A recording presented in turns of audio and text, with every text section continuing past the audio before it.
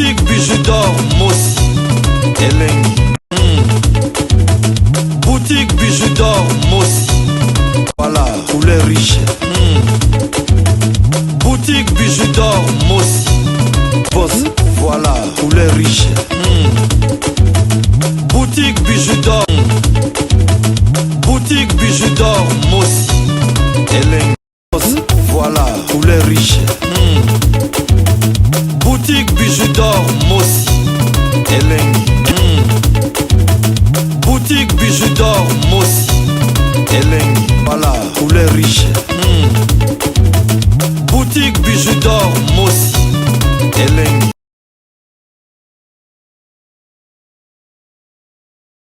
Le 8 mars nde makambu mama bijoux d'or alobi basi tozo luka ba oba telema mwasi wazo ko soutenir papa na ndaku mwasi waza ya kolala tende bango nde to okumisa tozo kumisa nde basi lokola ba bijoux la blanche na Congo bango bakangi masolo beji la blanche bon moko alobi na kotika la sima te ngaka kala Bidor TV ndeko na biso ya mwasi na kombo ya bijoux la blanche na Congo mama bijoux la blanche beji la blanche bon moko alobi mama bijoux d'or.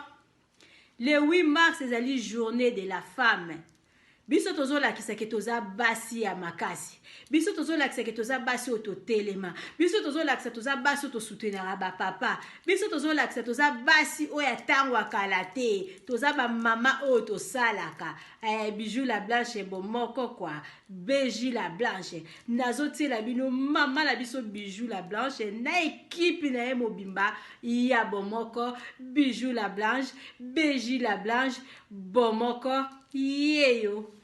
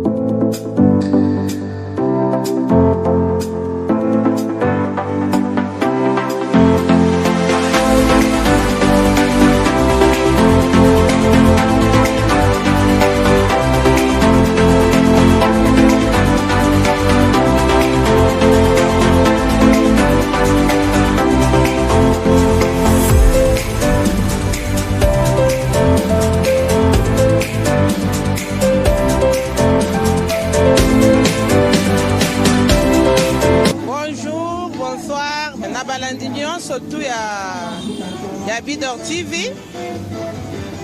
La souhaite ma maman nyon surtout bonne journée de la femme. Aïe comme maman bijou la blanche malemba. Tout fête journée de la femme. Et la journée de la femme, et la tola tama puta ndenge tola tibote. Ndenge moko zo mona ba image des allées za bongote. Donc ezali pona biso basi faut totelema pour la société. Ezala te ke yo tovandaka mwasi ovandika na ndaku papa elaka yo te. Ezali yo papa asalaka eli yo pozo sala. C'est ça kozala mwasi. Ezala liputa yo wana te okei yo ko feto fo. Il faut totelema. Tozala ba femme battante totelema pona kolakisa okasi ya bomwasi kwa. Kala na tango akalezalaka mwasi ozalaka na ndaku papa ndeka elaka mwasi aza na droit asala te na tango akala ndenge ezalaka siko na tango lelo oyo ezali mwasi nyonso tu ifo atelema aluka ata soki papa azokende ye mpe mwasi mpe asala nini aluka asala na zanga moko te toza na bamama mosusu bango oyo bango mpe soki bazala liloba bakobakisa bamama ya bomoko bamama ya belge la blanche bomoko bamama ya belge la blanche bomoko eponi ekolo te bomoko ezali biso nyonso tu eza na boponani te eza ekolo nyonso musluba muswahili mukongo yango bomoko toza na bango awa bango mpe bazala na liloba kobakisa babakisa. Je m'appelle Madame Safi Henriette. J'interviens ici en tant que femme. Moi, aujourd'hui, j'appelle cette journée, c'est une journée des droits de femmes. Mais moi, je vois ça surtout dans un angle de femmes battantes, des femmes qui luttent. C'est une journée de lutte. Pourquoi j'appelle ça une journée de lutte? Parce que nous, les femmes, jusque-là, nous sommes en train de lutter pour arracher quelque chose. On lutte pour arracher le droit. Ces droits-là, c'est dans beaucoup de rubriques. Ces droits-là, c'est dans beaucoup de domaines. Si toi, tu travailles, il faut lutter. Il faut te confirmer. Il faut montrer de quoi tu es capable. On ne peut pas t'appeler une femme qui a le droit, qui a le monopole, mais tu n'es pas intelligente, tu n'es pas compétente. Là, tu ne peux pas te confirmer. Alors moi, je dis à toutes les femmes que nous soyons compétentes, que nous soyons capables d'intervenir dans tout ce qu'on peut nous donner comme un travail, dans tout ce qu'on peut nous donner un truc à intervenir. Il faut que nous soyons capables. Nga vraiment naza ko benga basi nyonso. Naza ko benga conscience ya mwasi nyonso. Esika nyonso, domaine nyonso yo salaka. Il faut montrer, il faut démontrer de quoi tu es capable. Ce qui olona rabilanga. Il faut que l'on ait un motema mobimba. Ce que l'on a manioc, tout le monde a manioc, et ça vraiment ya motema ya moi si. Au confirmer de quoi tu es capable. Ce n'est pas parce qu'on a porté de pagne. Qu'on s'est confirmé, si on a lutter pour arracher droit na bango en tant que femme. Et puis je demande à tous les hommes, mibali bo accompagner biso na kati ya lutte oyo. Po ete toko kana kolonga, po ete toko kana kosunga bino, to pesa bino maboko, po ete to sala ya minene na kati ya mokili oyo. Sinon si vous nous délaissez, en tout cas on ne saura rien faire dans la vie. C'est ce que moi je demande alors, aux hommes. Bonne fête à toutes les femmes. Bonne fête à tous les hommes, parce que nous sommes toujours ensemble. Bonjour, bonsoir. Je m'appelle Maman Annie Makitimbia. Naye lelo koloba moi muke pour la journée internationale de la femme. En fait, journée ngo eza internationale ba pesa biso droit moko boye. Une femme doit se battre. Moi si nde mama bijolo bakazaka apona kolata liputa te po basi mususu bazoso journée à maputa. Il y a des femmes maraîchères, il y a des femmes ministres, des femmes députées, il y a des femmes générales, d'autres na catégorie nyonso. Alors moi si nyonso place azali fois télé ma ko se sentir osa diminuer te ou bien osa isolé quelque part te ata otanga te na domaine nyonso oso se retrouver, tu dois te battre pour arracher la liberté de la femme, égalité de la femme. Et toujours mon akutu président de la République azo senga kutu égalité na tina ba poste ministériel partout où vous allez dans l'entreprise, il y a des femmes partout. Vous devez vous battre. La femme peut faire tout. Moi, c'est avion. Il y a des femmes mécaniciens. Il y a des femmes partout. On se trouve. faut kotelema ko se battre pour la liberté à journée internationale de la femme. Nga kombo nanga Madeleine Bomenje, naza membre ya BG Bomoko. Na journée à lelo vraiment eza journée oyo mingi nga la sepelaka. Komo naza membre ya BG Bomoko. Na journée à lelo vraiment eza journée oyo mingi nga la sepelaka. Komo na basi ndenge basi bazalaka bazotambola, basi baza vraiment motivé makasi. Ndenge bazalaka motivé sepelisa ngai. Mais motivation yango nde nazalaka par moment nazomituna. Est-ce que baza motivé pour la fête, pour la liputa ou bien pour la nini? Parce que mingi omona basi akeko lata, akeko salaboye, akeko salaboye.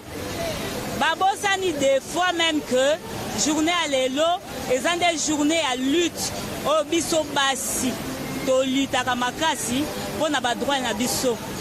Journée des droits de la femme.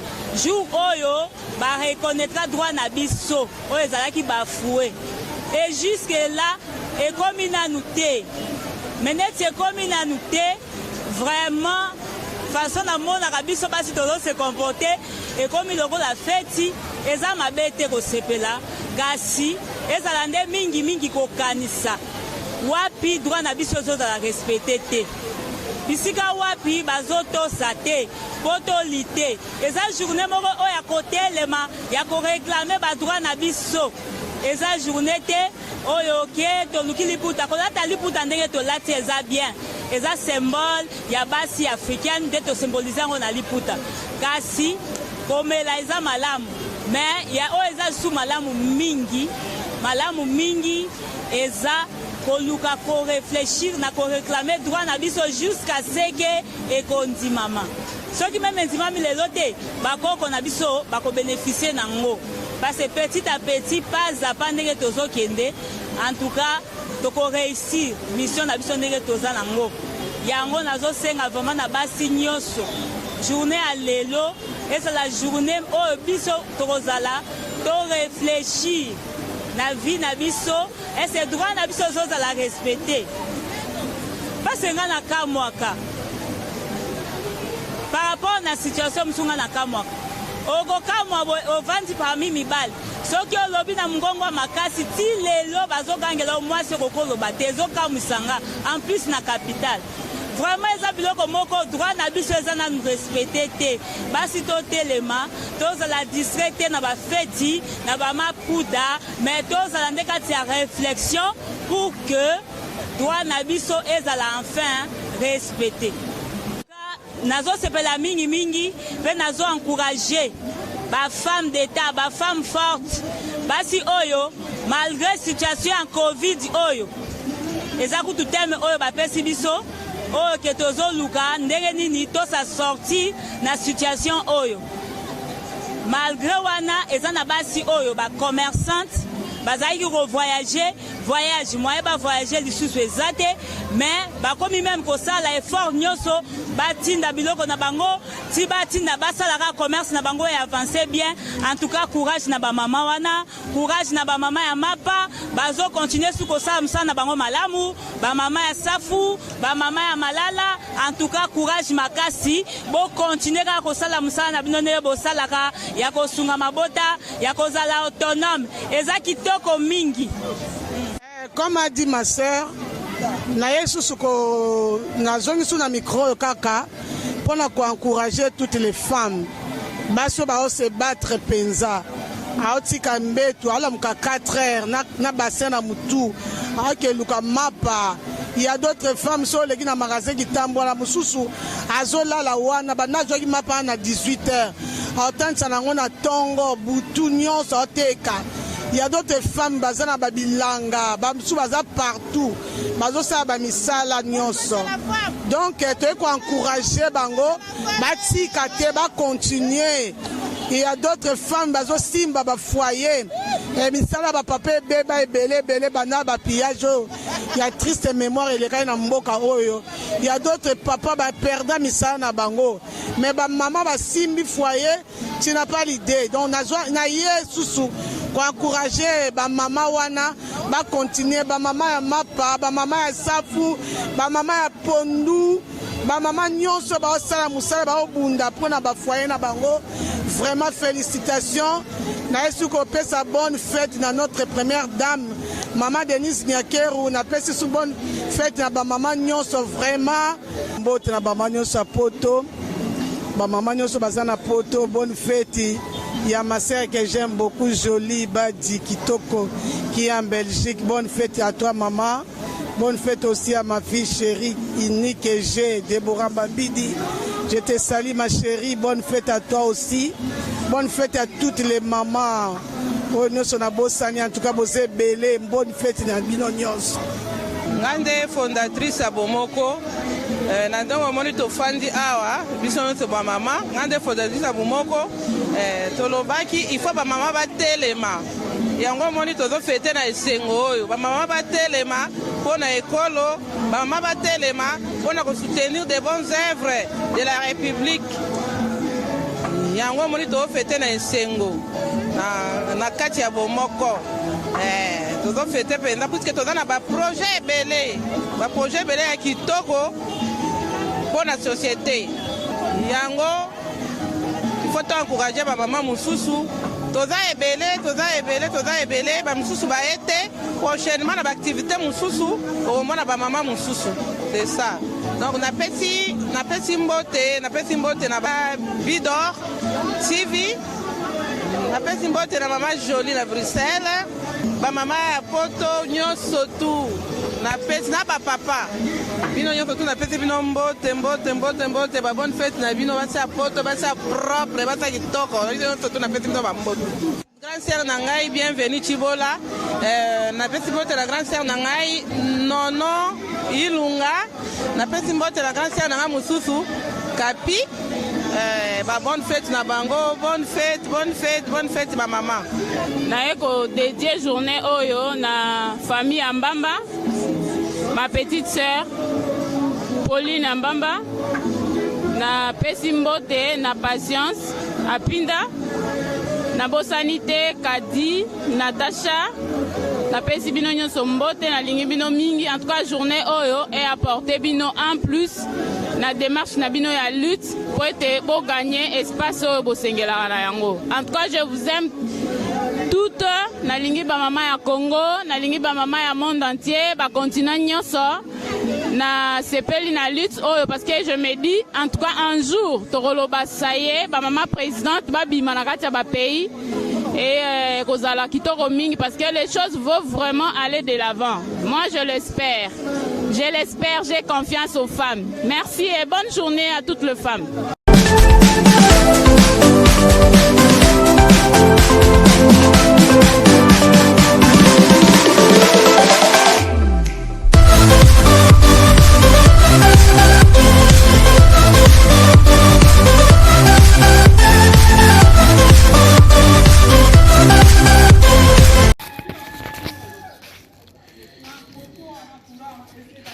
Salut, j'espère que vous allez bien. En fait, c'est plus pour les diasporas. C'est donc qui veulent passer leur séjour ici à Kinshasa. Alors pour tous vos déplacements, il y a une voiture à louer qui est là, marque Hyundai. La voiture elle est confortable, donc climatisée et tout. Donc la voiture répond vraiment aux normes. Alors pour tout contact, veuillez contacter Bidor TV au numéro qui suit, plus 49 17 85 52 23 11. Donc je réponds pour une meilleure compréhension. Plus 49 17 85 52 23 11. Donc la voiture elle est là, marque Hyundai. Donc voilà. Donc ici nous sommes à Kinshasa. Donc pour tous les diasporas, pendant tous vos séjours à Kinshasa, voilà la voiture elle est là pour vos déplacements et tout. Donc partout où vous voulez y aller, la voiture elle est là. Donc vraiment, veuillez contacter Bidor TV et vous ne serez pas déçus. Merci et bye. Oui, botali vidéo na biso ya publicité, voiture na biso eza na Congo, mutolingo kende na yo Congo, contactez Bidor TV na voiture oyo tu komona okozala jamais déçu parce que Maman Bijou d'Or alobi eza po na biso ba diaspora.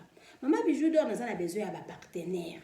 yo partenaire place aux alliés, contactez Maman Bijou d'Or. Maman Bijou d'Or a besoin d'un micro, Maman Bijou d'Or a besoin d'un ordinateur. Vous savez là na musala nanga soko lingi au soutenir Maman Bijou d'Or na musala na ye numéro nanga ezawana. Merci.